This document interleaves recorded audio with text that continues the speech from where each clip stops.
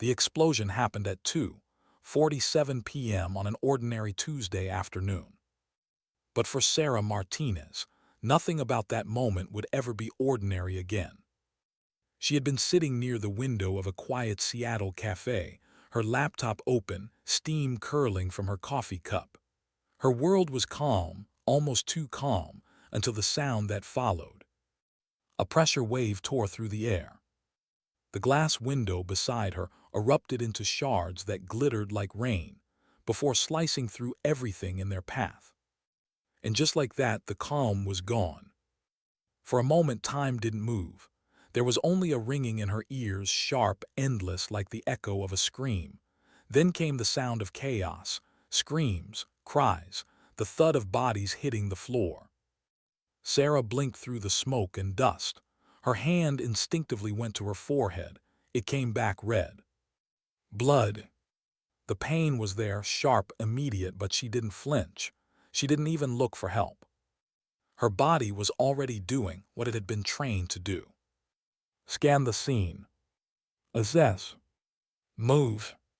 People were crying out. A man near the door was clutching his arm, blood pouring between his fingers. A young woman lay motionless near the counter. Others were frozen, not because they were unharmed, but because fear had locked them in place. Sarah stood, blood streaking down her cheek, eyes cold and focused. She wasn't thinking about herself. She couldn't afford to.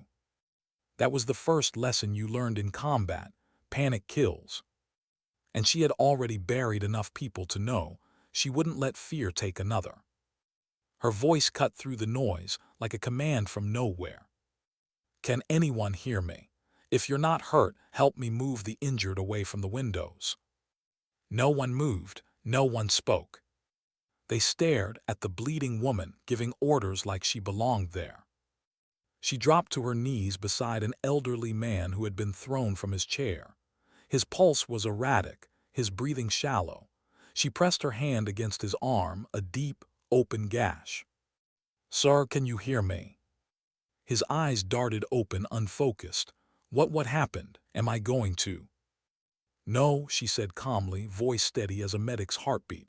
"You're not going to die, not today." Her fingers worked quickly, improvising with napkins and a dish towel from the floor. Blood from her own wound dripped onto his sleeve, but she didn't care. She had treated men under mortar fire. This was just another battlefield. Around her, the world was spinning, the smell of smoke, coffee, and fear mixing into one bitter scent. But inside her, something else stirred, something old, something trained. Years ago, she had been one of the few, one of the very few, who had pushed her body past the limits of exhaustion, her mind past the point of breaking.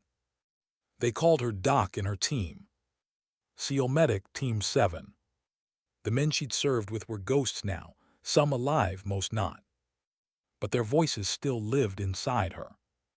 "Breathe, focus, do your job." So she did. "Can someone grab clean towels?" she shouted, turning toward the counter. A young barista, barely more than a kid, stumbled over, his hands trembling, a look of disbelief on his face. "You're bleeding," he said. "I'm fine, bring me the towels." He obeyed, because there was something in her tone, not loud, not desperate, but absolute. The voice of someone who'd seen what others couldn't handle. When she wrapped the towel around the old man's arm and tied it tight, he winced but smiled weakly. "You're good at this." She gave a soft half-smile. "You'd be surprised what people can do under pressure." But as she looked around, something hit her harder than the blast itself. No one else was moving. Dozens of people, all staring, all waiting for someone to tell them what to do. Sarah stood, scanning faces, students, office workers, strangers caught in a moment that had stolen their composure. She saw herself in them once, before the training, before the deployments, before she learned how to quiet the part of her brain that screamed, "Run." The floor creaked beneath broken glass. Outside, sirens were still a distant hum. Help was coming, but not fast enough. She moved toward a young woman slumped against the wall. Blonde, mid-20s, blood trickling from her temple. "Hey, stay with me. What's your name?" "Emma," the woman whispered. "Okay, Emma. Follow my finger with your eyes. Don't move your head." Sarah's tone softened, calm, rhythmic, professional, the kind that made even panic trust her. As she worked, the barista hovered nearby, trying to help but not knowing how. "Are you a nurse or something?" he asked, voice shaking. Sarah hesitated. The words came out quiet, almost an afterthought, something like that. In truth, she hadn't told anyone about her past in years. Her file at the VA said counselor. Her neighbors said quiet lady, polite. No one said Navy SEAL. And that was exactly how she wanted it. She'd left that world behind, the war zones, the noise, the friends she couldn't save. But sometimes, the battlefield found you again, even in a coffee shop. The air grew thick with smoke and fear. Someone shouted from the corner, "We need someone who knows what they're doing." The barista looked at Sarah. "I think we already found her." She didn't respond, just kept working. Glass crunched under her boots as she moved from patient to patient, her blood mixing with theirs, her focus unshakable. 15 minutes felt like hours, and when the paramedics finally burst through the door, they stopped, frozen in shock. It wasn't chaos, it was order. A triage layout, improvised but precise, wounded sorted by priority, bleeding controlled, airway clear. And at the center of it all, one woman, face streaked with blood, still working. "Over here," Sarah called out, pointing to Emma. "Possible concussion, pupils equal and reactive, mild confusion." The paramedic blinked. "Who are you?" "Just helping," she said, moving on to the next patient. The lead medic, Rodriguez, crouched beside her. "Ma'am, you need to sit down. You've got a deep head wound." She didn't even look up. "Superficial, no concussion symptoms, I'll live." "With respect, you're not qualified to make that call yourself," he said. That made her stop. Finally, she looked at him, eyes steady, voice low. "Actually," she said, "I am." For a brief second, silence filled the air. The kind that doesn't just hush people, it demands respect. Rodriguez didn't push further. He didn't have to. The way she spoke, the way she moved, it told him everything he needed to know. He'd seen soldiers like her before, but never one like this. As EMTs began loading the wounded, Sarah stayed behind, assisting, briefing, coordinating, her instincts seamless. Even as blood dripped down her cheek, her mind stayed on the job. When the last patient was carried out, the scene was calm, controlled, survivable. A woman in a white coat walked in, her badge flashing. "Dr. Chen, Seattle General," she said. She watched for a moment, then approached Sarah. "Excuse me, are you medical personnel?" Sarah wiped a streak of blood from her forehead. "Used to be." "What field?" "Combat medicine, Navy." That one word, Navy, changed everything. Dr. Chen's eyes widened slightly. "Special operations." Sarah nodded once. The truth was out, and suddenly, everyone in that room understood why the bleeding woman in civilian clothes had run toward the chaos instead of away from it. Rodriguez exhaled, shaking his head in disbelief. "I've worked with medics before," he said quietly, "but not like you." Sarah looked away, uncomfortable with the praise. "I did what anyone would do." "No," Dr. Chen said softly. "They wouldn't. You did what you were trained to do, and you didn't hesitate." An EMT returned with a suture kit. "This'll sting," he warned. "No anesthetic," she said. He frowned. "Ma'am, it's going to hurt." "I've had worse." Dr. Chen intervened gently. "Use it, Williams. No need for heroics." Sarah said nothing as the needle pierced her skin. She just stared ahead, her mind drifting not away but back.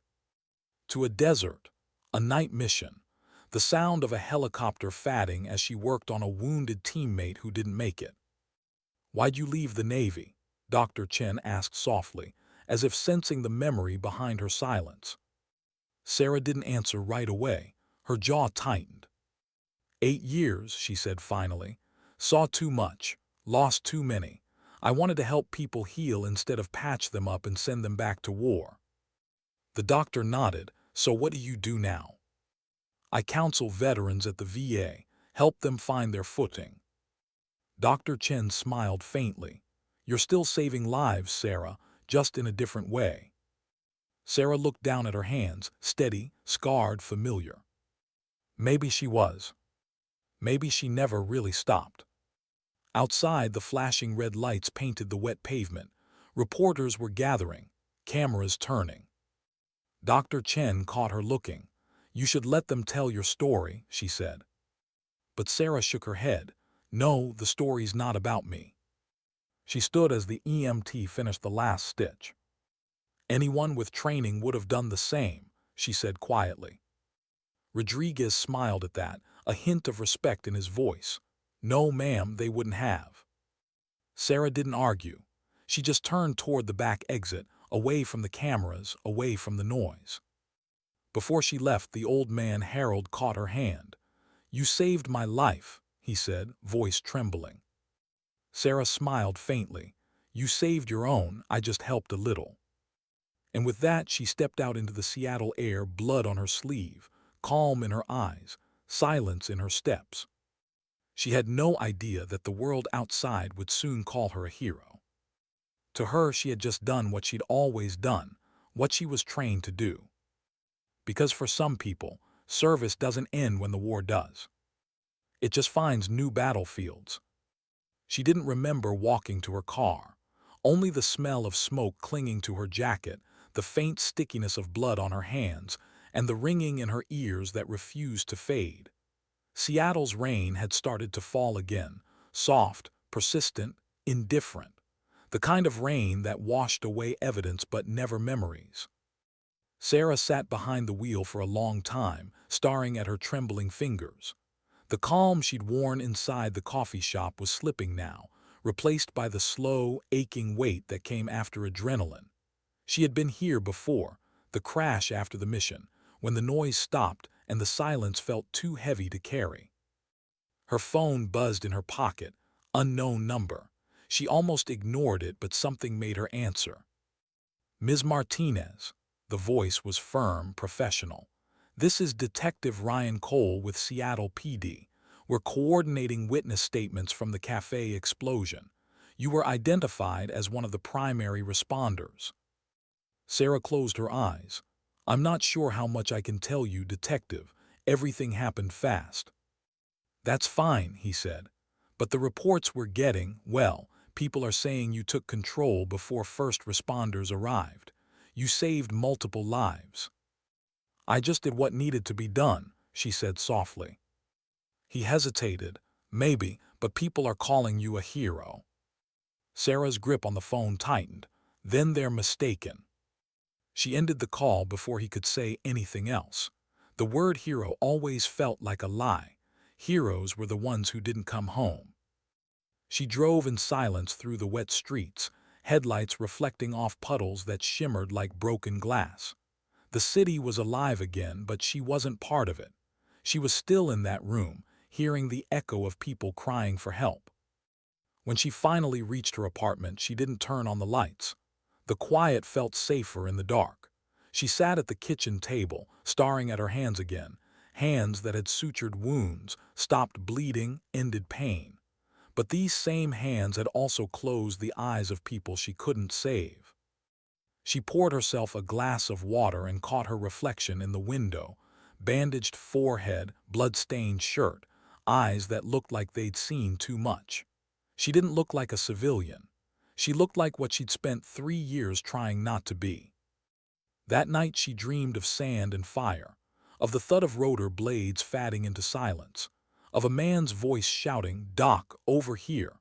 She woke up at 3:17 a.m., gasping for air, heart pounding.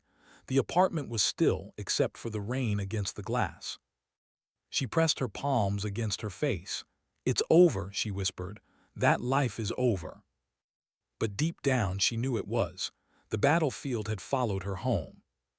3 days later, she was back at the VA medical center, pretending everything was normal. The walls were a dull shade of beige, the kind of color designed to calm anxious minds. Her office smelled faintly of coffee and disinfectant. On the wall hung a framed photo of a mountain range, peaceful, distant, unreachable. "Sarah, can I come in?" Her supervisor's voice came from the doorway. Patricia Williams, former Army nurse, steady as stone. Sarah looked up from the patient file she'd been reading. "Of course." Patricia stepped in, newspaper in hand. "Have you seen today's Seattle Times?" Sarah's stomach dropped. "Number should I have?" Patricia laid the paper on the desk, front page facing up. The headline read, "Mystery Woman Saves Lives in Coffee Shop Explosion." Beneath it was a grainy photo. Sarah, kneeling beside the old man, blood streaming down her face. "They don't name you," Patricia said quickly, "but half the city talking about you." Sarah leaned back in her chair, exhaling. "I was hoping it would just fade away." "You saved people, Sarah. Why would you want that to fade?" "Because it's not about me." Her tone was sharper than she intended. "It's about the people who got hurt, the ones who were terrified, not some headline." Patricia studied her quietly. "Or maybe it's about you more than you're willing to admit." Sarah didn't answer. She looked past her supervisor, out the small window where the drizzle blurred the city skyline. It was the same kind of day, same gray clouds, same ache behind her temples. "I didn't want anyone to know," Sarah said finally. "Not about the Navy, not about the SEALs, none of it." Patricia's brow softened. "Still afraid people will see you as a soldier instead of a counselor?" "More like they'll see me as a story instead of a person." There was a knock on the open door. "Hey, sorry to interrupt," came a tentative male voice.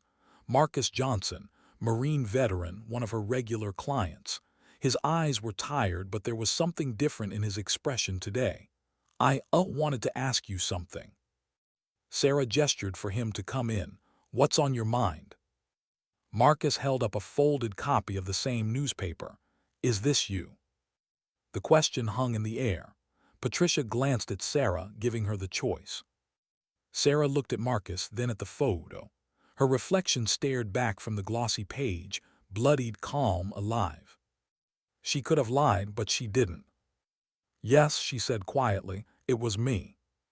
Marcus exhaled, almost relieved. "I thought so. I just wanted to say thank you." "For what?" "For reminding me why I joined the Marines in the first place. To protect people, to help. Lately, all I remember is the bad stuff, the loss, the guilt. But when I read this, it hit me. We don't stop being protectors just because we're out of uniform." Sarah felt the words settle deep inside her chest. That simple truth, spoken by someone she'd been trying to help, cut through months of doubt. "Marcus," she said softly, "you just described the entire purpose of your healing. You don't lose who you were. You just find a new way to use it." He smiled for the first time in months. "Maybe you should tell that to more people." Maybe she should. After Marcus left, Patricia folded her arms. "Still think hiding your background is helping anyone?" Sarah rubbed her forehead, feeling the stitches beneath her fingertips. "I just don't want it to define me." "Maybe it doesn't have to define you," Patricia said gently. "Maybe it can guide you." She hesitated before adding, "There's something I've been working on, an idea. Crisis intervention training for veterans who want to transition into emergency response. You'd be perfect to lead it." Sarah looked up, caught off guard. "Me? Who else? You've lived both sides of it, the battlefield and the civilian world. You know what it means to stay calm when everything's falling apart." The thought lingered in Sarah's mind long after Patricia left. Training veterans to become civilian responders, turning trauma into purpose. It sounded noble, even healing, but part of her feared what stepping back into that mindset might awaken. That night she sat alone in her apartment again, laptop open but untouched. Outside, the city lights shimmered across the wet pavement. She thought about Marcus's words, about Patricia's offer, about the faces in that coffee shop, the panic, the helplessness, the quiet gratitude afterward. For years, she had tried to silence the part of her that belonged to the Navy, but maybe that silence wasn't peace. Maybe it was just another kind of running. Her cursor blinked on an empty email draft addressed to Patricia. About the training program, let's talk. She hovered over the send button for a long time, then clicked. 2 weeks later, the conference room at the VA was filled with veterans. Men and women in jeans and worn jackets, faces lined with stories. Some had missing limbs. Some carried invisible wounds. All of them shared the same look, the restless uncertainty of people who'd seen too much to ever feel ordinary again. Sarah stood at the front, her posture straight, her voice calm. Good morning. My name is Sarah Martinez. I'm a trauma counselor here at the VA and a former Navy SEAL medic. A quiet ripple moved through the room. A few jaws dropped. Some exchanged glances. Others just stared, curious and skeptical. I served 8 years, she continued. 3 tours in Afghanistan, 2 in Iraq. I saw the best and worst of humanity. And when I came home, I didn't know who I was without the uniform. I thought my skills didn't belong anywhere else. Until a few weeks ago, when something happened that reminded me how wrong I was. She didn't say explosion, didn't say coffee shop. She didn't need to. The weight in her tone told the story. What I realized, she said, is that everything the military taught us, discipline, teamwork, composure under fire, those aren't just combat skills. They're life skills. Civilian life just hasn't figured out how to use them yet. A man in the front row raised his hand. Ma'am, I'm Dave Patterson, former Army infantry. Saw that story in the paper. Is it true you treated people while you were hurt yourself? Sarah nodded. Yes, but the story missed the point. It wasn't about being fearless, it was about focus. Fear doesn't disappear, you just learn to move through it. A woman in the back spoke next. I'm Linda Chen, Air Force medic. I've been out 10 years. I still hide my service at work. How do you make peace with it? Sarah smiled faintly. You stop treating it like baggage and start treating it like an asset. You can't heal by pretending a part of you never existed. Murmurs of quiet agreement spread through the room. Then a gruff voice from the corner. Easy to say, ma'am, but try explaining combat experience on a civilian resume. No one wants to hire a guy who's been shot at for a living. Sarah turned toward the speaker. Name.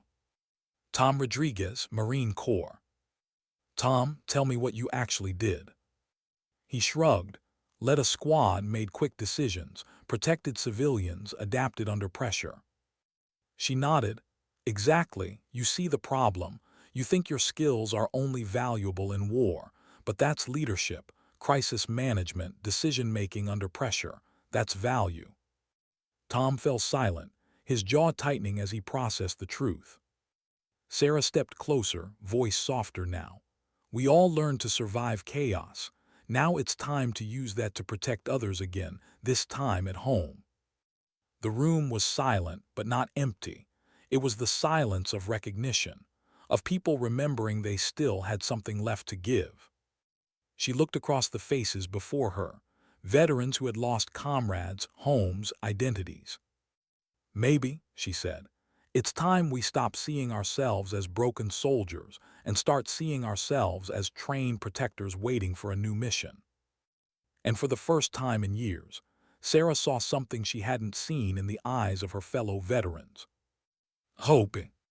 That night as she drove home, she replayed the day in her mind. The questions, the doubts, the spark she'd seen in those faces. She pulled over near the waterfront, engine idling, and looked out across the dark water. Reflections of city lights shimmered like tiny fires. She remembered her old commanding officer's words. A warrior's mission doesn't end, it just changes shape. Maybe this was what he meant. Sarah took a slow breath, feeling the cool night air fill her lungs. For the first time in years, the silence didn't feel heavy. It felt like clarity. Somewhere deep down, the part of her that had once knelt in the dirt with blood on her hands whispered the same phrase she'd said 100 times on the battlefield. "We're not done yet." The next 6 weeks moved like a slow tide. Each day Sarah arrived at the VA early, coffee in hand, mind sharp and heart uncertain. The new program, Crisis Intervention Training for Veterans, was still an experiment. Some called it therapy through purpose. Others, including Sarah, weren't sure what to call it yet. But it was growing. The first morning, there were 12 people. By the end of week 2, 24. Word had spread through the veteran community like a quiet rumor. A former SEAL was teaching soldiers how to use their combat instincts to save civilian lives. For Sarah, it wasn't about teaching heroics. It was about rewiring muscle memory, showing warriors that their ability to stay calm under fire could still serve something pure. Every session began the same way. No introductions, no ranks, just a simple question written on the board. "Who are you without the uniform?" Most stared at it in silence. Some frowned. A few left the room. But the ones who stayed, those were the ones Sarah knew she could reach. She walked among them as they practiced emergency scenarios. Mass casualty simulations, disaster drills, role plays that mimicked the chaos of real crises. The room would fill with staged shouts, alarms, fake smoke. Some froze, others overreacted. But then Sarah would step in, steady, calm, voice firm. Breathe, assess, prioritize, move. The same words she had once whispered to herself in war zones. And little by little they learned. After one particularly intense drill, a mock building collapse, Tom Rodriguez approached her, sweat dripping down his temples. "You know this feels familiar," he said, chest heaving. "Because it is," she replied. "Only this time you're not fighting people, you're fighting chaos itself." Tom nodded slowly. "Feels better this way." By the 4th week, something was shifting. They weren't just training anymore. They were bonding. Veterans from different wars, different branches, different generations, learning to trust each other again. One morning, as Sarah entered the classroom, she found Marcus Johnson, her former client, already there, setting up medical kits and radios for a new exercise. He looked focused, alive. "Morning, Marcus," she said. "Morning, Doc," he smiled faintly. "Feels weird calling you that again." Guess some habits never die. Marcus had changed. The man who once sat in her office haunted by guilt now carried himself like someone who'd found a mission again. He wasn't healed, not completely, but he was moving forward, and that was everything. As the session began, Sarah stood before the class. "Today's drill is about control," she said. "Not control of the situation, control of yourself." She dimmed the lights. A recording played. Explosions, screams, chaos. The kind of sensory overload that could crack even the strongest mind. Half the room tensed immediately. Hands twitched. Breathing quickened. PTSD was a ghost that didn't need sound to awaken. It only needed a memory. "Listen to me," Sarah's voice cut through the noise, low but steady. "You've been here before, but you're not there now. This is training. You control the memory. It doesn't control you." One by one, the trainees steadied their breathing. The sound of panic softened into silence. And when the lights came back on, Sarah saw something new in their faces. Not pride, not relief, something quieter. Reclamation. They were reclaiming who they were, one heartbeat at a time. Afterward, as they cleaned up the equipment, Linda Chen approached her. "You ever think maybe you're not running a training program?" Sarah looked up. "What do you mean?" Linda smiled. "Maybe you're building an army, a different kind of one." 2 months after the explosion, Sarah received an email from Patricia. Subject: Federal interest in CITV program. Message: DHS and FEMA want to observe next week's session. Possible partnership. Call me. Sarah read the message twice, then a third time.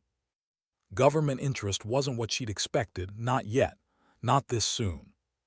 She sat back in her chair, staring at the blinking cursor on her reply. Her pulse quickened, not with fear but with responsibility. This was no longer about one class. This was becoming something bigger. When the representatives arrived, a pair of officials in pressed suits, they observed quietly from the back of the room as the veterans ran a simulated response drill to a multi-vehicle crash. The exercise was chaos, controlled, disciplined chaos. Veterans moved with purpose, triaging victims, establishing perimeter, coordinating logistics. At one point, the taller official leaned toward Patricia and whispered, "They move like a unit." Patricia smiled. "That's because they are one." Afterward, the officials approached Sarah. "We've been developing a federal program," one said. "Emergency response integration for trained veterans. Your approach could serve as a pilot." Sarah hesitated. "You're talking about mobilizing veterans for real-world crises." "Yes," the other replied. "Natural disasters, mass casualty events, infrastructure collapses. People who can operate where standard responders might freeze." Her mind raced. She thought of her team, Marcus, Linda, Tom, the same people who'd once felt lost now standing tall again. Could they really do it? Could they bring their military precision to civilian emergencies without losing themselves again? She looked at the officials and said, "We're not soldiers anymore, we're protectors. If we do this, it's not about glory, it's about service." The taller one smiled. "That's exactly why we want you." The next 6 weeks were a blur of logistics, approvals, and training expansions. The program tripled in size. Veterans from across Washington applied. News outlets caught wind of the story. Former Navy SEAL turns veterans into civilian rescuers. Sarah avoided the cameras as always. The fame wasn't the point. But one evening, while she was leaving the building, a young journalist caught her outside. "Ms. Martinez, a quick question. People are calling you the calm in the chaos. How does it feel to be seen as a national inspiration?" Sarah stopped, turned, and met his gaze. "It feels undeserved," she said. "The real story isn't about me, it's about them." She pointed toward the training room window where veterans were running drills inside. "They're the ones who chose to show up. I just gave them a reason to." Then she walked away before he could ask another question. The first field test came sooner than anyone expected. A ferry accident off the coast of Bainbridge Island left dozens injured and several trapped inside the hull. The local emergency teams were overwhelmed. The call came to the VA center. "Deploy the Veteran Response Unit." Sarah's team was ready within an hour. 12 veterans, each trained, each focused. They loaded gear into vans, coordinated with the Coast Guard, and headed for the docks under gray skis. As they arrived, chaos reigned. Sirens wailed, families screamed, smoke rose from the water. Sarah could see the fear in the eyes of civilians, but for her team, that fear translated into focus. She took command naturally. Tom, perimeter and evac coordination. Linda, triage line near the pier. Marcus with me, hull access team. They moved as one, disciplined, precise, efficient. When Sarah climbed aboard the half-submerged ferry, the world around her narrowed to breath and movement. The smell of fuel and salt filled the air.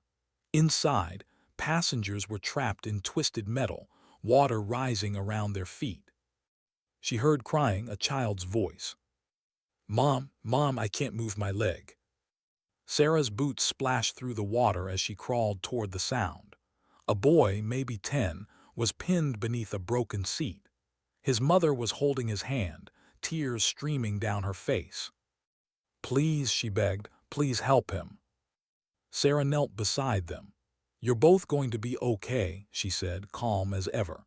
She inspected the injury, pressure fracture, leg trapped but not crushed. She turned to Marcus, who was working behind her. "Lever bar now." He nodded, sliding a crowbar under the frame. On her signal, they lifted inch by inch until the boy's leg was free. The child whimpered but breathed. "It hurts." "I know," Sarah said softly. "That means you're alive." Minutes later, they were out, carried through smoke and chaos to the triage area where Linda and her medics waited. By the time local responders regained full control, Sarah's team had rescued 14 people, treated over 30, and coordinated 2 airlift evacuations. As dawn broke, the Coast Guard captain approached her, shaking his head in awe. "Who are you people?" Sarah smiled faintly. "Just veterans who never forgot how to serve." That night back at the VA, Patricia found Sarah sitting alone in the darkened training room, staring at the whiteboard. The words still faintly visible from the last session. "Who are you without the uniform?" Patricia leaned against the doorway. "I saw the footage. You realize you just proved what this program can do, right?" Sarah didn't look up. "We proved what veterans can do. That's what matters." Patricia smiled. "You've built something extraordinary." Sarah turned toward her, eyes thoughtful. "It's not done, it's just starting." "Where does it go next?" Sarah looked at the empty mats where her team had trained. "Everywhere they're needed." She paused, her voice softer now. "When I left the Navy, I thought I was done with missions. But maybe this was the mission I was meant for all along." Outside, the city was quiet. Rain fell against the windows again, the same sound that had filled the air the day her life changed. Only this time, it didn't feel like an ending. It felt like a beginning. A week later, during a training debrief, Marcus asked her something that caught her off guard. "Doc, do you ever miss it? The military, I mean, the uniform." Sarah thought for a long moment before answering. "Sometimes, but I don't miss the fight, I miss the purpose." Marcus nodded. "Guess that's what this is, huh? Finding a new purpose."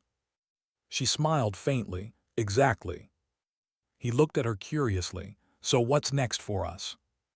Sarah glanced at the map on the wall, dotted with pins marking veteran centers across the country. "Next, we build more of these, teams like ours, in every city that needs one." Marcus grinned. "Then we better get to work." Sarah watched him walk away, feeling something she hadn't felt in years, a quiet pride that wasn't tied to medals or missions. For the first time since she'd left the Navy, she didn't feel like she was running from who she was. She was running toward it. The news spread faster than Sarah expected. Within a month of the ferry rescue, her veteran crisis response team had become a national headline. "The calm in the chaos," one magazine called her again, and though she hated the label, she couldn't deny what followed it: requests, interviews, invitations, funding. But what mattered most wasn't the attention. It was the letters.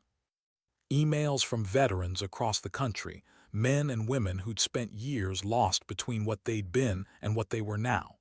They all said the same thing in different words: "We want to serve again." Sarah read every message, even the ones that broke her heart. She saw herself in their words: the isolation, the guilt, the yearning to matter again. When she brought the stack of letters to Patricia's office, her supervisor just nodded. "Looks like we've started something real," Patricia said. "We can't stop now," Sarah replied. "We need more instructors, more training centers. If we do this right, we could give thousands of veterans a way back." Patricia smiled. "Then let's build it." By early spring, the program had a new name: Veteran Crisis Response Initiative, VCRI. Headquarters stayed in Seattle, but new branches opened in Portland, Denver, and Austin. FEMA provided logistics. The Department of Homeland Security offered grants. But what drove it, what kept it alive, was Sarah's team. They became mentors, trainers, leaders. Linda Chen took charge of medical operations. Marcus coordinated logistics and mental health integration. Tom handled field command and tactical training. Sarah oversaw everything. And though the scale terrified her, She knew this was what purpose looked like: messy, exhausting, alive. Some nights, she sat in her apartment surrounded by maps and schedules, wondering if she was in over her head. She had never wanted to be a symbol, but now she was building something too big to walk away from. And deep down, she felt the weight of responsibility pressing against her chest like a silent pulse. Don't fail them. 3 months after the ferry rescue, the call came again, this time from Northern California. A magnitude 7.2 earthquake, hospitals down, roads destroyed, thousands trapped. FEMA requested the Seattle VCRI team as immediate reinforcement. Sarah gathered her 12 Corps members at dawn. The briefing room was quiet except for the hum of the projector and the distant sound of rain tapping the windows. "This isn't training anymore," she said. "This is a live deployment. We'll coordinate with FEMA and local responders in Paradise Valley. The area's unstable. Power's down. Communication is limited." She paused, scanning their faces. "You know what this means. We move fast, we move smart, and we move together. No heroics. We're there to assist, not replace." Tom raised a hand. "What's our primary objective?" "Establish a field medical station. Extract survivors from the collapsed hospital. Maintain security for evac routes." Marcus whistled softly. "So basically everything." Sarah's lips curved faintly. "Pretty much." They packed in silence. There was no nervous chatter, no bravado, just the efficient rhythm of veterans who'd done this before in another life. When the transport plane lifted off from Seattle, Sarah looked around the cabin at her team. They weren't soldiers anymore, but the look in their eyes was the same: focused, ready, alive. As the engines roared, Marcus leaned toward her. "Doc, you nervous?" Sarah smiled faintly. "Always. The trick is to move anyway." The descent into California revealed a landscape of ruin. Roads split like cracked bones, buildings leaning at impossible angles, plumes of smoke rising into the orange haze of evening. On the ground, FEMA trucks lined the airfield, engines rumbling. Director Susan Park, a sharp-eyed woman in a weather-beaten jacket, met them at the tarmac. "You're the Seattle team." "That's us," Sarah said. "Where do you need us?" Park exhaled, grateful. "Paradise Valley hospitals half collapsed. We've got 30 trapped staff and patients. Regular search and rescue can't get in. Unstable debris, risk of secondary collapse. We need people who can work in danger zones." Sarah nodded once. "You've got them." Within 30 minutes, her team was on site. The air smelled of dust and concrete. Distant sirens wailed. Somewhere under the rubble, faint voices cried for help. "Tom, Marcus, you're with me on breach and extraction," she ordered. "Linda, set up triage 200 meters back. Jessica, coordinate with local EMS for transport once we start pulling them out." The ground trembled underfoot in aftershock. Sarah steadied herself, shouting over the noise, "Stay clear of unstable sections. Mark every entry." They moved into the ruins, flashlights cutting through the dark, boots crunching over debris. Inside, the air was thick and hot. The ceiling groaned above them, dust falling like snow. "Voices ahead," Marcus whispered. They crawled through a narrow passage that used to be a hallway. At the far end, behind a wall of collapsed drywall, came faint tapping. Sarah knelt, pressed her ear to the debris. "Someone's alive." They began to dig, methodical, careful. Minutes felt like hours until finally, a hand broke through the rubble, small, trembling, reaching. "I've got you," Sarah whispered, grasping it. "We're here." They freed 3 survivors from that pocket, 2 nurses and an orderly. All dehydrated, shaken, but alive. As paramedics carried them out, one of the nurses looked back at Sarah through tears. "Who are you people?" "Just veterans," Sarah said softly, "who never stopped serving." They went back in, again and again. 7 hours later, 28 survivors had been rescued. By dawn, Sarah was exhausted, covered in dust and sweat, her hands raw from digging. But there were still voices under the rubble, and as long as someone was calling, she wouldn't stop. By the time the last survivor was pulled out, a young doctor with a shattered leg, the team had been awake for nearly 36 hours. The sun was rising over a city broken but still breathing. As the medevac helicopters lifted off, Director Park approached Sarah, eyes red with fatigue and gratitude. "I've seen a lot of emergency teams," she said, "but never one like yours. You people don't flinch." Sarah shook her head. "We flinch, we just don't stop." Park smiled faintly. "I'll make sure Washington hears about this." "Don't," Sarah said quietly. "Just make sure the next team gets what they need." 3 days later, back in Seattle, the world did hear. News outlets across the country broadcast the story. Veterans lead life-saving rescue in California earthquake. Her name was everywhere again. Sarah Martinez, former Navy SEAL medic turned humanitarian. She tried to ignore it, burying herself in after-action reports and supply requests, but fame had its own gravity. Invitations poured in, speaking engagements, TV appearances, book offers. Every time she refused, another one came. At first, Patricia shielded her, but even she couldn't hold the tide. "Sarah," she said gently one evening, "you might have to accept that people see you as more than just a trainer now." "I didn't build this to be famous," Sarah said. "I know," Patricia replied. "But sometimes visibility isn't vanity, it's responsibility. You've inspired people. Maybe that's part of the mission too." Sarah didn't answer. She thought of the reporters at the cafe a year ago, the cameras flashing through broken glass. She slipped away then, but maybe she couldn't keep slipping away forever. 2 weeks later, she found herself standing on a stage at a national emergency response conference in Washington, D.C. She had tried to decline, but Dr. Chen, the same physician who'd stitched her head after the explosion, had called personally. "Sarah," Chen had said, "you're not there to be celebrated. You're there to show others what's possible." Now, as Sarah stepped to the podium, the audience, hundreds of first responders, doctors, veterans, fell silent. She took a breath. "I don't like speeches," she began, her voice low but clear. "I've spent most of my life in places where talking doesn't fix anything, but sometimes sharing what we've learned does." She paused, scanning the faces before her. 3 years ago, I left the Navy. I thought I'd left behind everything that defined me: discipline, focus, purpose. I tried to fit in, tried to forget. Then one day, a coffee shop exploded and I remembered who I was. The room stayed silent. "I wasn't special," she continued. "I just reacted, the way any trained person would. But that moment reminded me the skills we carry from the military aren't meant to fade. They're meant to evolve."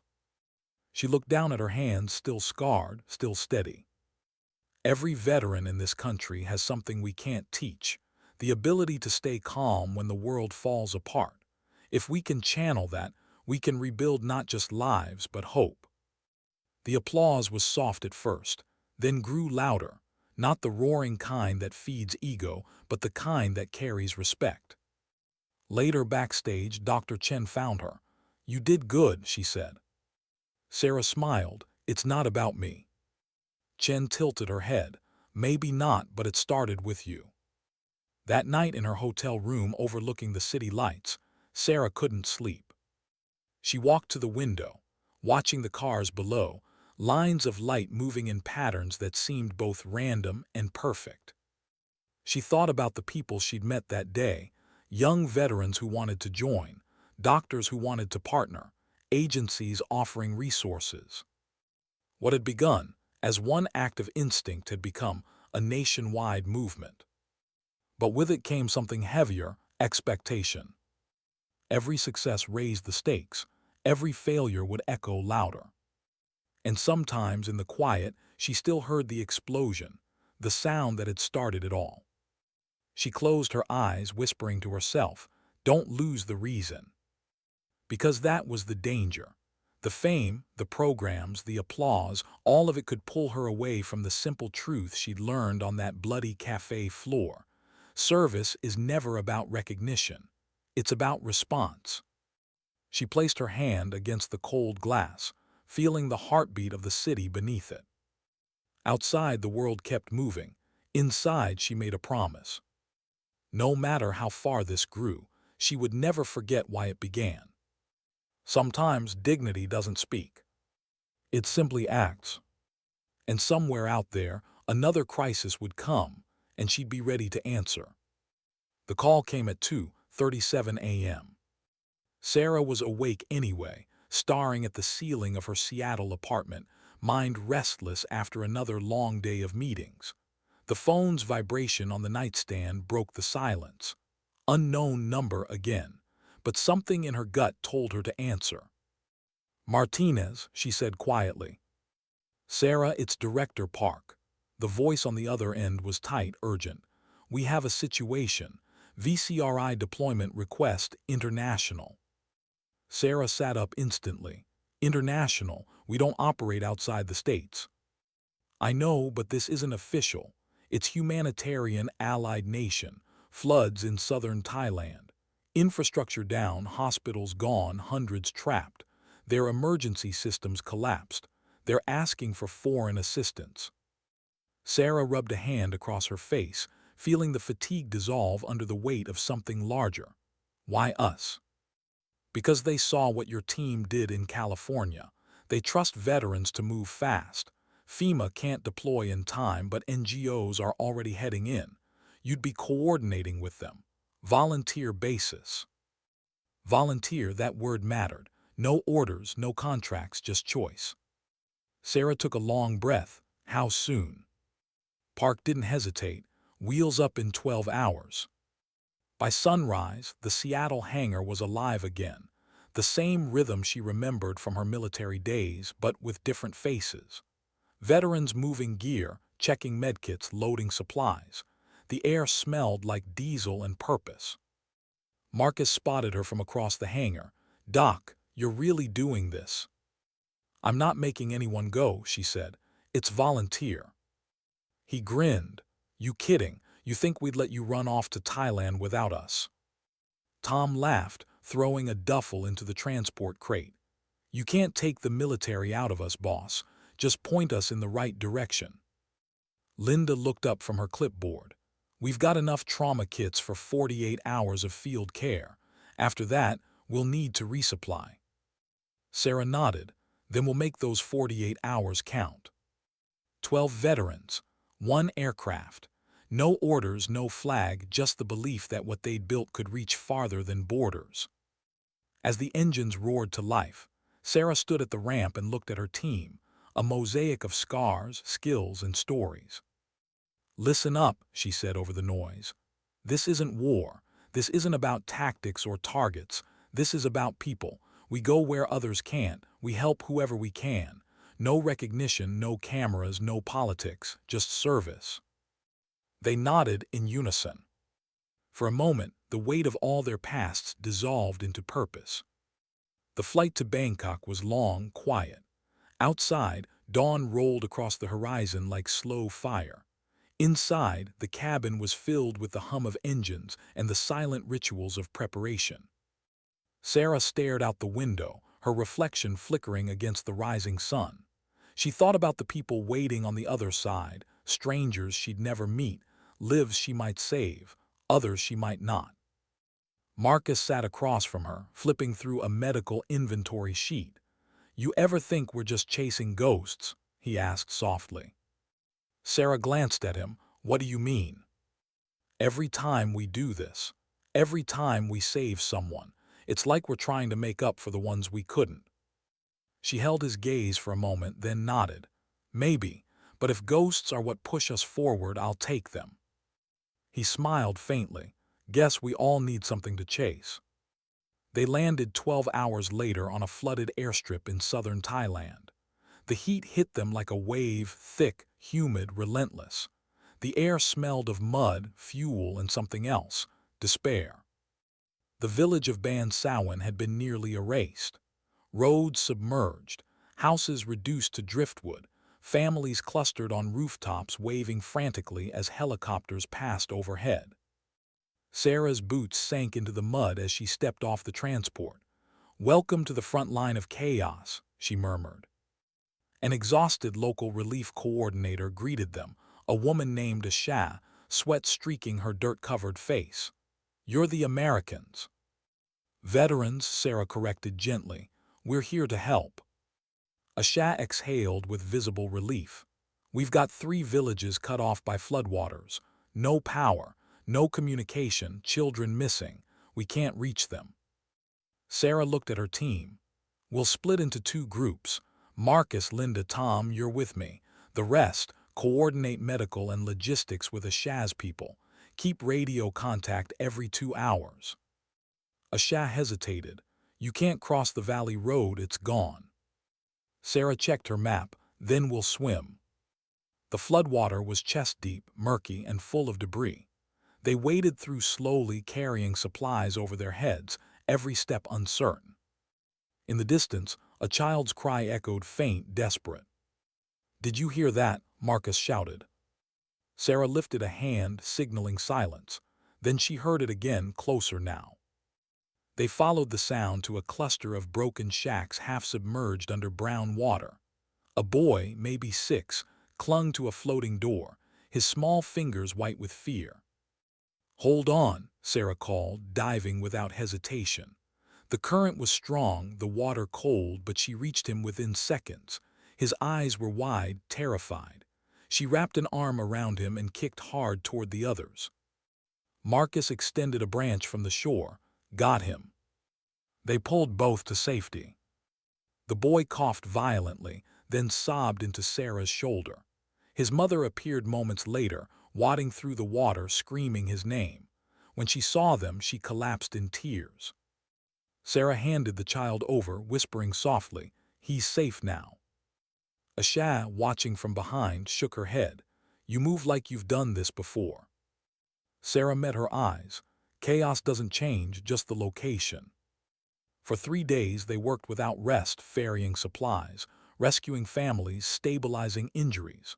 The rain never stopped. At night the makeshift camp was lit only by lanterns. Children slept in clusters. The veterans took shifts, guarding against looters, reinforcing shelters. During one quiet moment, Linda approached Sarah near the edge of the camp, where the floodwaters shimmered under moonlight. "You ever think about how strange this is?" she asked. "How so?" "We trained for war. Now we're saving lives in a flood zone halfway across the world. It's almost poetic."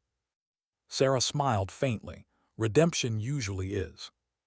Linda hesitated. "You think that's what this is? Redemption?" Sarah didn't answer right away. She watched lightning flicker on the horizon. "I think it's the closest thing to peace people like us can find." On the 4th day, tragedy struck. A landslide upstream tore through the valley, sending a wall of mud and debris crashing toward the lower camp. There was no warning, just a low rumble that grew into a roar. "Move everyone to high ground," Sarah shouted. The veterans sprang into action, grabbing children, lifting the injured, carrying the elderly. The ground shook as trees snapped and tents vanished in the flood of earth and water. Marcus was the last to climb the slope, clutching a girl in his arms. "Doc, I got her." Then the hillside collapsed beneath him. "Marcus!" Sarah screamed. Without thinking, she slid down after him, mud tearing at her skin, water blinding her eyes. She found him half buried near a tree trunk, his leg pinned under debris. The girl was crying but alive. "Hold on," Sarah said, digging with her bare hands. "I've got you." Marcus grimaced.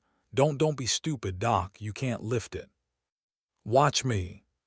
With the help of 2 villagers, she wedged a branch under the beam and heaved with everything she had. The wood shifted, inch by inch, until his leg came free. "Got you," she gasped. "You're not dying here." They dragged him to safety, as the last of the slide thundered past below.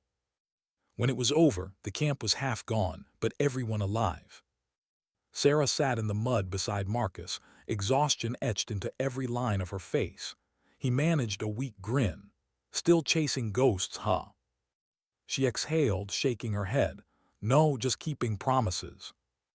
By the time international aid arrived, the veterans' camp had become the central relief hub for the entire region. The Thai authorities called them the Foreign Guardians.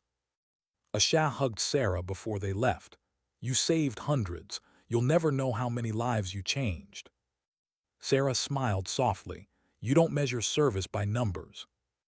When the plane lifted off, the valley below was still scarred but healing. And for the first time in years, Sarah felt something close to peace. Back in Seattle, the press was waiting again. Cameras flashing, reporters shouting. Ms. Martinez, is it true your team operated internationally without official authorization? Was this sanctioned by the U.S. government? Do you see yourself as a global humanitarian now? Sarah ignored them, walking past in silence. Inside, Patricia was waiting. They're saying you violated protocol. Sarah dropped her muddy gear bag on the floor. We saved lives. If that's a violation, I'll take it. Patricia sighed. You know I support you, but the higher-ups don't like unpredictability. You've gone from inspiration to liability in their eyes. Sarah leaned against the wall, exhaustion in her voice. Let them think what they want. I'm not doing this for approval. Patricia studied her. Maybe, but if you want this program to survive, you'll have to fight smarter. Fame cuts both ways. Sarah didn't respond.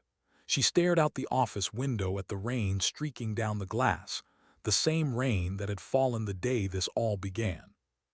Maybe, she said quietly, it's time to stop chasing the world and start building something that lasts. That night alone again, she replayed everything, the chaos, the lives saved, the near losses, Marcus's face in the mud, Asha's words. She poured herself a cup of coffee and sat by the window, the city lights reflected in her eyes. Her mind whispered what her heart already knew. Every mission had its cost. Every act of service left a scar. But scars weren't signs of damage. They were reminders of where healing began.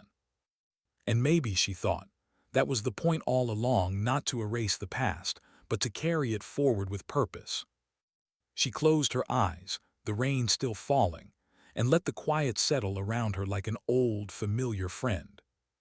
Because sometimes the calm doesn't come after the storm. It lives inside the ones who walk through it. The silence in the conference room was colder than any battlefield Sarah had ever stood on. Across the long table sat 6 officials, FEMA directors, DHS representatives, and one senator whose smile never reached his eyes.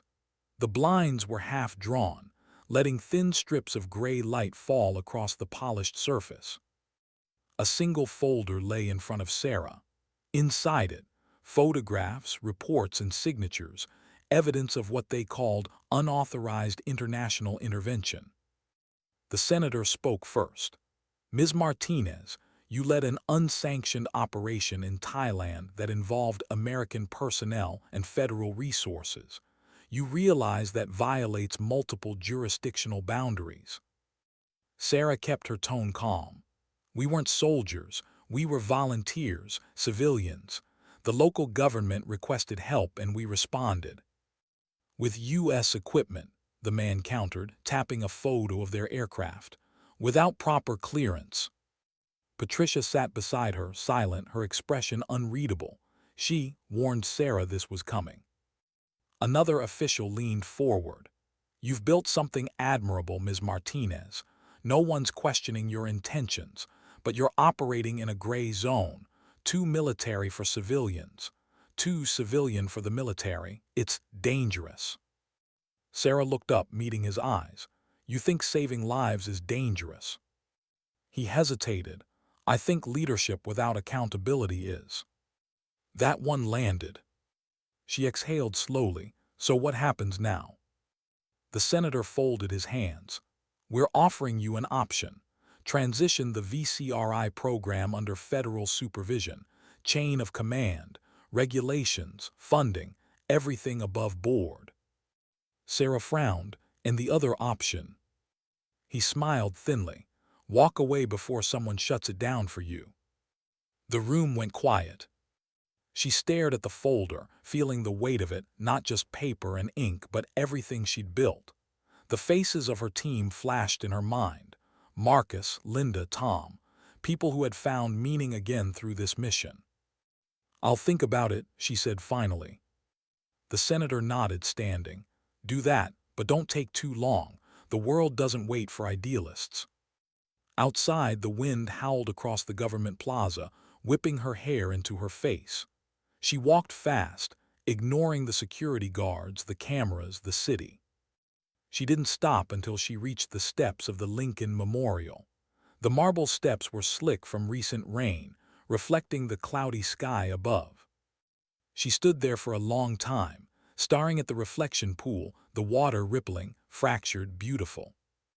Maybe they were right. Maybe the world didn't wait for idealists, but she'd seen what bureaucracy did to heart.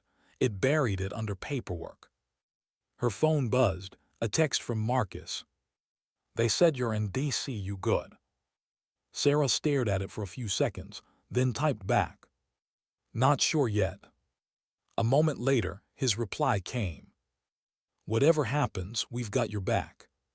She smiled faintly, simple words, heavy meaning. That night in her hotel room, Sarah stared at the ceiling again, same restless, quiet, different city. She replayed the meeting in her head, every word dissected, every tone replayed. Federal supervision, chain of command. She left the Navy to escape that, but maybe this wasn't about her anymore. The world was changing. Disasters were getting worse. And if structure could help VCRI reach more lives, maybe compromise was a kind of service too. Still, something inside her resisted. The voice that had guided her through every crisis whispered, don't trade purpose for control. She turned off the lamp, but sleep didn't come. The next morning, Patricia knocked softly and let herself in. You didn't answer your phone. I wasn't ready to talk, Sarah said. Patricia sat across from her, setting down 2 cups of coffee. Then just listen. She leaned forward. I know what they said, I know what they want, and I know what you're thinking. But Sarah, this program is bigger than both of us now. If we want it to last, it has to evolve. Sarah shook her head. Evolve or surrender. Sometimes they're the same thing. Silence. Patricia sighed, softening her tone. You built something real, but without legal protection, all it takes is one wrong mission, one casualty, one bad story, and they'll dismantle everything overnight. Sarah looked down at her coffee, the steam curling upward like a quiet warning. So you think I should hand it over? I think you should protect it, even if that means changing how it runs. Sarah stared out the window at the city skyline, her reflection layered over the morning light. Maybe Patricia was right. Maybe structure wasn't the enemy, but how much of her soul would she have to trade to keep her dream alive? 3 days later, back in Seattle, she gathered the core team in the hangar. The mood was tense. They'd heard whispers about the meeting. Marcus crossed his arms. So, what did they say? Sarah hesitated, then spoke. They want to bring VCRI under federal control. Funding, oversight, deployment structure. Tom frowned. In other words, they want to own it. Linda shook her head. That's not why we started this. I know, Sarah said quietly, but if we refuse, they could shut us down completely. No funding, no authorization to operate, no legal cover. Marcus stared at her, disbelief in his voice. So we either sell our soul or get erased. Sarah didn't answer. She didn't have to. Silence filled the room, the kind that came before storms. Finally, Linda spoke. Maybe it's not black and white. If going official keeps us helping people, maybe it's worth it. Tom shook his head. Worth it? You think bureaucrats will let us move like we do now? We'll drown in red tape before we even get a vehicle out the door. Tom, Sarah started, but he cut her off. No, Doc. We built this because no one else could move fast enough. Because when people are dying, they don't have time for clearance forms." His voice cracked with something raw, not anger but fear. "Don't let them turn us into paperwork." The room fell silent again. Sarah looked at each of them, the people who had trusted her, followed her, believed in something impossible. "I'm not making this decision alone," she said. "We vote." When the votes were counted, it wasn't close. 10-2 against federalization. But democracy didn't protect them from consequences. The next morning, Sarah received a call from Washington. "Then you leave us no choice," the senator said flatly. "Effective immediately, your funding is frozen pending review." She didn't argue, didn't beg.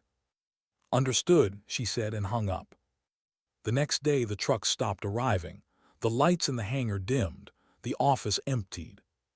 For the first time in years, the place that had pulsed with purpose felt hollow. Days turned into weeks. The team kept training on their own, volunteering in smaller emergencies, fires, floods, local rescues. But the scale was shrinking. The world that had once called them heroes now treated them like ghosts. One afternoon, Sarah found Marcus sitting in the corner of the hangar, repairing a torn medical pack. "You ever feel like we're fatting?" he asked quietly. Sarah crouched beside him. "Maybe, but fatting isn't the same as finished." He nodded, though she could see the doubt in his eyes. "You think they'll ever let us back in?" Sarah looked toward the empty runway. "They can't stop us from showing up. That's the part they'll never understand." That evening, as she left the base, she saw a familiar figure waiting near her car. The senator, alone. "Ms. Martinez," he greeted, his voice measured. "You've made things complicated." Sarah folded her arms. "You mean difficult to control." He smiled thinly.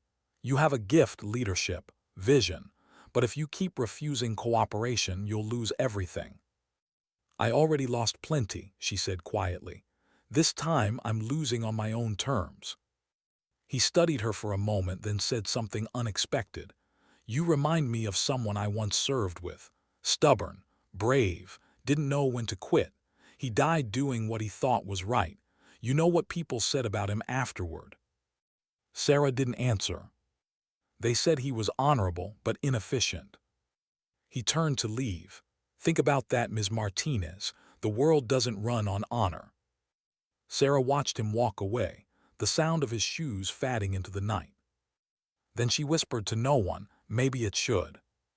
The following week, a storm hit the Pacific Northwest, one of the worst in decades. Rivers overflowed, power grids failed, entire towns cut off. Federal responders were overwhelmed. Sarah's phone rang before dawn. Patricia's voice was sharp, breathless. "The town of Elmsridge, they're trapped. FEMA's hours out. Locals are begging for help." Sarah hesitated only a second. "We'll move." "But you don't have authorization," Patricia warned. Sarah's voice hardened. "Since when did we need permission to do the right thing?" By noon, the veterans were back in uniform. Not military, not federal, just simple Navy jackets with white patches that read VCRI. They loaded trucks, boats, medkits. Rain hammered the windshield as they drove toward the valley. Elmsridge looked like a war zone, cars submerged, homes half underwater, families trapped on rooftops waving flashlights through the rain. "Marcus, take the east side. Linda, triage under the bridge. Tom, get the boats in the water," Sarah ordered. No command structure, no oversight, just instinct. They moved through the storm like ghosts, pulling people from collapsed houses, ferrying the injured to higher ground. The rain stung like glass.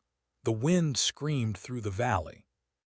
At one point, a tree fell across the road, nearly crushing their truck. Tom swore under his breath. "Guess we're really back in it." Sarah managed a faint smile. "Feels that way." Hours later, the storm began to ease. Dozens of lives saved. No casualties, no headlines. They worked until their hands bled. And when it was over, Sarah stood on the hill overlooking the flooded town, soaked, exhausted, and utterly alive. Patricia called through the radio, voice breaking. "You did it again." Sarah stared at the horizon. "No, we did." That night back at the hangar, the team gathered around a small heater. Their uniforms were torn, their faces streaked with mud, but their eyes burned with pride. Marcus lifted his mug of coffee. "To the misfits who don't wait for permission." Tom chuckled. "To the ghosts who still show up." Linda smiled softly. "To service without uniform." Sarah raised her mug last. "To calm in the chaos." They clinked metal cups together, the sound small but powerful. Outside, the rain had stopped. The city lights shimmered on puddles like broken stars. And for a moment, she knew, even if the world never understood them, even if they never got recognition again, they had done what mattered. Because sometimes, the greatest victories aren't written in reports or headlines. They're written in silence, in the steady heartbeat of those who refuse to stop showing up. The storm had passed, but the noise never left her. For days after Elmsridge, Sarah kept hearing it, the wind, the cries, the sharp crack of collapsing wood. It echoed in her sleep, hiding beneath the silence like a heartbeat she couldn't turn off. Seattle had gone back to its rhythm, coffee cups clinking, commuters rushing, news anchors smiling, but for Sarah, everything felt slower, heavier. VCRI had done it again, saved lives without permission, and for a brief moment the world seemed grateful, until the headlines changed. Unauthorized rescue put civilian responders at risk. Heroism or recklessness, the question behind the VCRI. The media that once called her the calm in the chaos now used words like defiant and rogue. She didn't care about the headlines.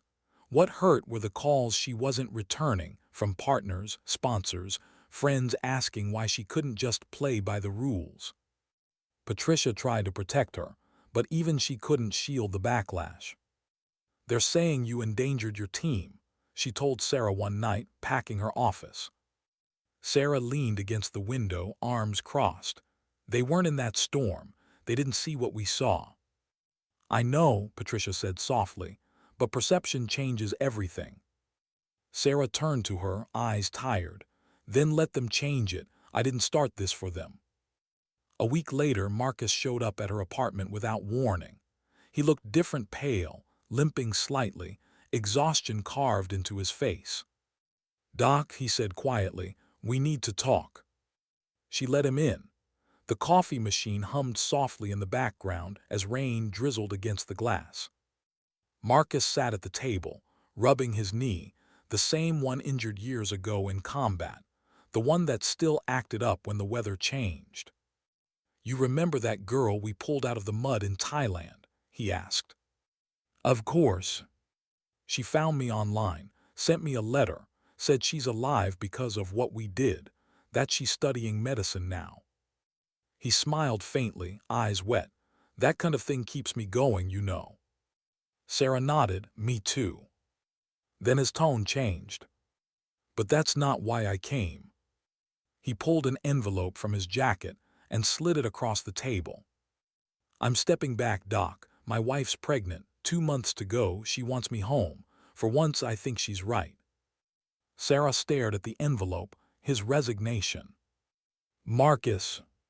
He shook his head. "You taught me everything I needed to remember about who I am, but I can't keep risking it. Not now." For a moment, neither spoke.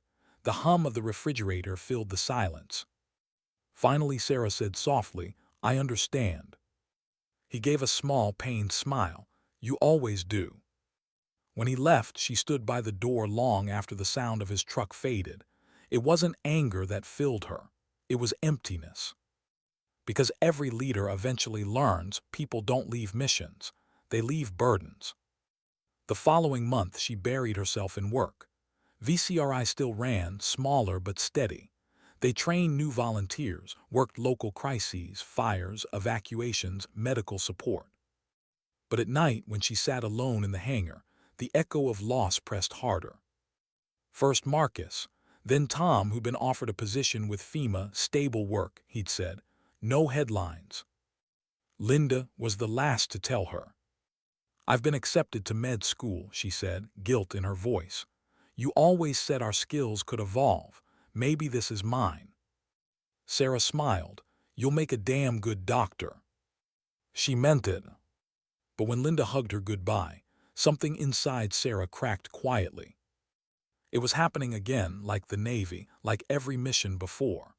The team you build, the ones you trust, always drift away. Not because they stop believing, but because they finally heal. And healing meant leaving her behind. One rainy evening, months later, she sat alone in the hangar, staring at the old VCRI patch, the white letters half faded against navy blue. She traced the edges with her thumb. The hangar was quiet now. Empty chairs, unused equipment, a dusty first aid dummy leaning against the wall. The space that once pulsed with laughter and training drills now echoed with absence. Then her phone buzzed, unknown number. She almost ignored it, then something made her answer. Ms. Martinez, a man's voice said. This is Captain Ray's Coast Guard. We've got a situation off the Olympic Peninsula. Capsized vessel, rough conditions. We're short on divers. Sarah frowned. Why call me?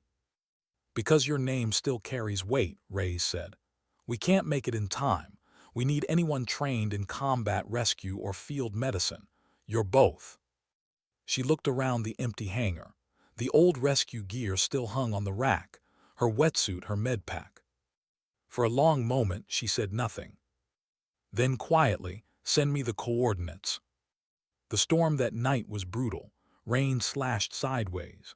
The sea was a wall of black glass, waves smashing against the cliffs like fists.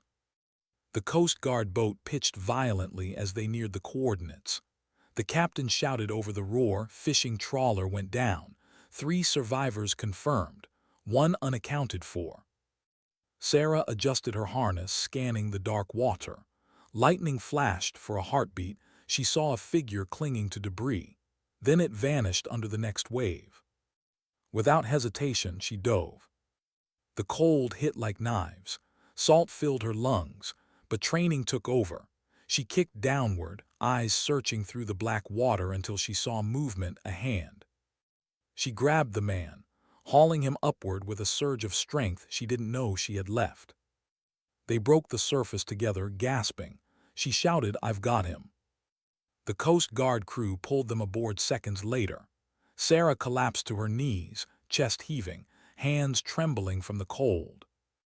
The rescued man coughed violently, alive but fatting fast. She ripped open her med pack and went to work. Chest compressions, airway check, pressure bandages. Someone yelled, we've got him stabilized. But she didn't hear them. Her heartbeat drowned everything else. For the first time in a long time, she felt right. No cameras, no speeches, no politics, just life and death, the simplicity of doing what she was meant to do.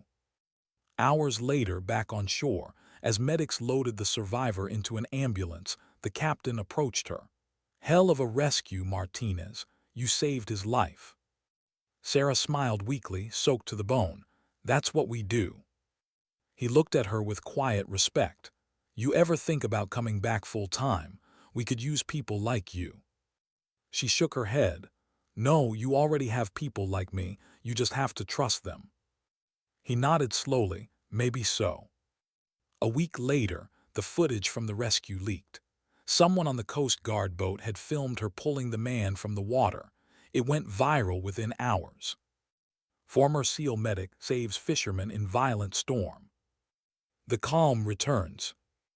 Reporters camped outside her apartment again. Emails flooded in. Old sponsors offered to rebuild the brand. Sarah ignored them all. She wasn't interested in rebuilding anything.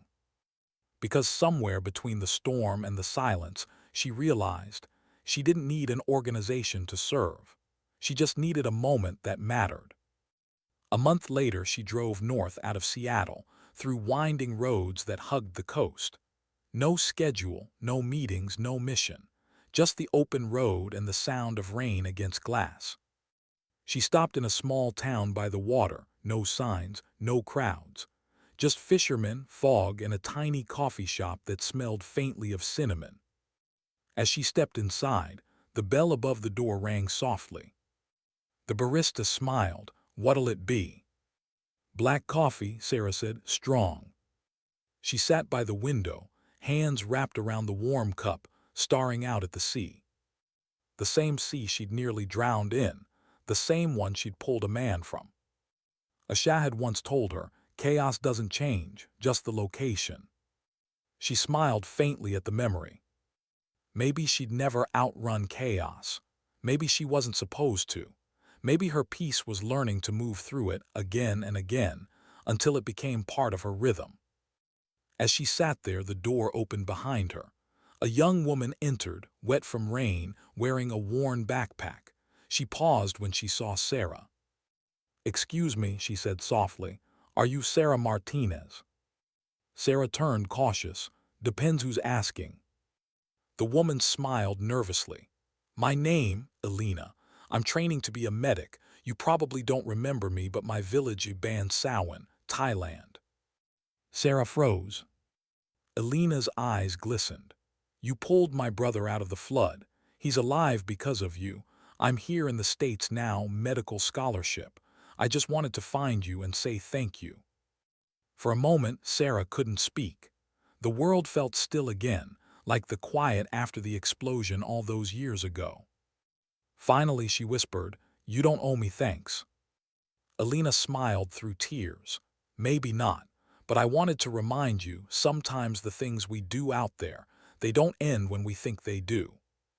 She placed a small folded photograph on the table, a boy smiling in a white doctor's coat. Her brother. Then she walked out into the rain. Sarah stared at the photo for a long time. And for the first time in years, she let herself cry, not from guilt, not from pain, but from release. Because she finally understood. You don't measure a life by how long you lead. You measure it by the echoes you leave behind.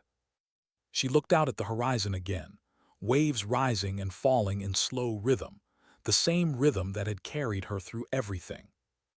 And softly, almost to herself, she whispered, "Sometimes dignity doesn't speak, it simply acts." That night she drove back to Seattle with the window half open, the sea air cold against her face. Somewhere along the highway, she saw lightning far out over the ocean, a storm forming again. And she smiled. Because she knew, wherever it hit, whatever chaos followed, someone she'd trained, someone she'd inspired would be there. Calm in the chaos, carrying the silence forward. Morning came slow over the Puget Sound. A thin mist drifted over the water, catching the first gold of sunrise. The docks were quiet except for the rhythmic creak of ropes and the soft cry of distant gulls. Sarah stood there, hands in her jacket pockets, watching the light shift across the horizon. She'd been here before, same air, same stillness, but it felt different now. Not like returning, more like arriving. 3 years ago, she'd stood on a similar pier, trying to figure out who she was after leaving the Navy. Now, she didn't need to ask. The answer wasn't in her rank or her record. It was in the people who had come after. She thought of Elena, of the boy in the white doctor's coat, of Marcus holding his newborn son in the photo he'd sent her last month, of Linda in med school, Tom coordinating federal disaster response units, the same system that had once tried to cage them. Her legacy wasn't in the missions. It was in the hands that now carried what she started. Behind her, footsteps approached softly, Patricia's voice familiar as memory. "You've been hard to find." Sarah turned, smiling faintly. "You always manage." Patricia handed her a thermos, black, no sugar. "You still remember. Some habits die harder than others." They stood side by side, watching the light dance on the water. "How long you been out here?" Patricia asked. "Since before dawn." "Still chasing peace?" Sarah chuckled quietly. No, just letting it find me this time. Patricia sipped her coffee, studying her. I heard from DHS. They're reinstating partial funding for veteran crisis response units. Said your old model's the blueprint. Sarah raised an eyebrow. Guess we finally became efficient. Patricia smiled. Maybe the world's just catching up. They were silent for a long time. Finally, Patricia asked, so what now? You gonna rebuild? Sarah shook her head. No, it's already rebuilt in other hands. Mine were just the first pair. She turned to face her friend. You ever realize how much time we spend trying to control things we were only meant to begin? Patricia nodded slowly. Yeah, and how much harder it is to let go when we finally get it right. Later that day, Sarah drove back to the hangar. It had been months since she'd walked its halls, but the air still smelled of oil and dust, the kind of scent that never really left. The walls were lined with old photos, training sessions, rescue missions, smiling faces under floodlights. She stopped in front of one picture, the entire original VCRI team on their first deployment. Mud-covered, exhausted, triumphant. Someone had written in marker at the bottom, "We don't wait for orders, we answer need." Her throat tightened. She reached up and touched the frame, feeling the rough texture under her fingertips. Then slowly, she took the patch from her jacket, the same faded VCRI emblem she'd carried all these years, and pinned it beneath the photo. "Stay there," she whispered. "You belong here now." As she turned to leave, she noticed something new on the wall, a small metal plaque. Sarah Martinez, Humanitarian Operations Wing. Beneath it, in smaller letters, founded on the principle that calm is not the absence of chaos, but the courage to walk through it. She hadn't known they'd done that. Her hand trembled slightly as she brushed the plaque, not out of pride but out of something quieter, gratitude. She smiled softly and whispered, "You sneaky bastards." That evening she drove out to the cliffs above the city. The wind was sharp, the sea restless below. Clouds were rolling in, another storm on the horizon. She sat on the hood of her Jeep, watching the waves crash against the rocks. A year ago she would have felt restless, anxious for the next mission. Now she felt still. The phone buzzed beside her. She picked it up, a video message from Marcus. The screen showed him holding his baby girl, bundled in a pink blanket. "Hey, Doc. I figured you'd never check your messages, but I wanted to show you something. Meet Grace." The baby cooed softly. Marcus smiled. "You know, I keep thinking about something you said about calm not meaning silence, about moving anyway. I didn't get it then. I do now, thank you." The video ended. Sarah sat in the wind for a long time, the sound of the waves and the baby's coo echoing faintly in her mind. She thought about all the people she'd met, soldiers, medics, civilians, strangers, the ones who lived, the ones who didn't, the ones who carried her lessons farther than she ever could. This was legacy, not monuments, not medals, ripples. The quiet continuation of something good. As darkness fell, lightning flickered far out at sea, a storm building again. Sarah zipped her jacket, stood, and stared into the horizon, that eternal line between calm and chaos. She could feel it deep in her bones. There would always be another disaster, another call, another chance to show up. Maybe she wouldn't be the one answering next time. Maybe she didn't have to be. Because the world no longer needed her to lead it. It just needed her to believe it still could. She smiled faintly, closing her eyes against the wind. And in that silence, she heard them again, all the voices that had shaped her. Her code from years ago, a warrior's mission doesn't end, it just changes shape. Patricia, maybe structure isn't surrender, it's survival. Marcus, you reminded me why we fight, not to win, but to serve. And her own voice, softer now, stronger than ever. Sometimes dignity doesn't speak, it simply acts. Days later the story broke again, but this time Sarah wasn't in it. Instead, the headlines read, Veteran response units save hundreds in Oregon floods. Former VCRI members lead global training network. Her name wasn't mentioned once, and she smiled when she saw that. Because true legacy doesn't carry your name. It carries your intent. She closed the newspaper, placed it on the counter, and stepped outside. The air smelled of wet asphalt and pine. Across the street, a young woman was helping an old man into his car, careful, patient, calm.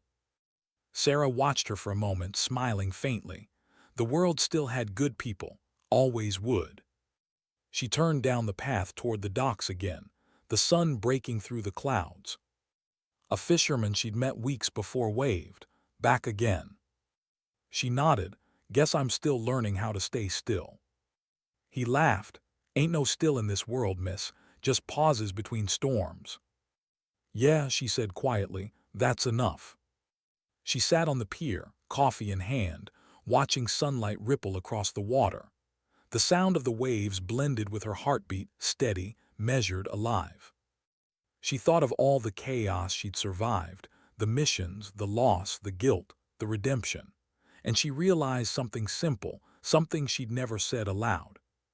She hadn't been trying to find peace. She'd been learning to carry it. The world didn't need her to be unbreakable. It just needed her to show that broken could still serve. Hours passed before she finally stood, stretching against the fading light. The sky had turned golden, streaked with fire and soft gray. The horizon shimmered like it was holding its breath. Sarah took one last look at the sea, her constant mirror, and whispered softly, I'm ready now. Not for another mission, not for another fight. For stillness. She walked back toward her jeep as gulls rose from the shoreline, the sound of their wings mingling with the wind. Behind her the tide kept moving, endless and indifferent. Ahead of her the road waited, winding, open, alive. As she drove away, the sun dipped low, and her reflection in the rearview caught one last glimmer of light, calm, steady, free. And somewhere between the sea and the sky, her story settled, not in triumph, not in tragedy, but in quiet truth. Because in the end, it wasn't about medals or missions. It was about showing the world that silence can save, that calm can heal, that dignity doesn't need applause. Sometimes it just needs to show up, to act, to remain, and in that simple act, to remind everyone watching that the bravest hearts aren't the ones that roar. They're the ones that keep beating quietly, long after the battle's gone.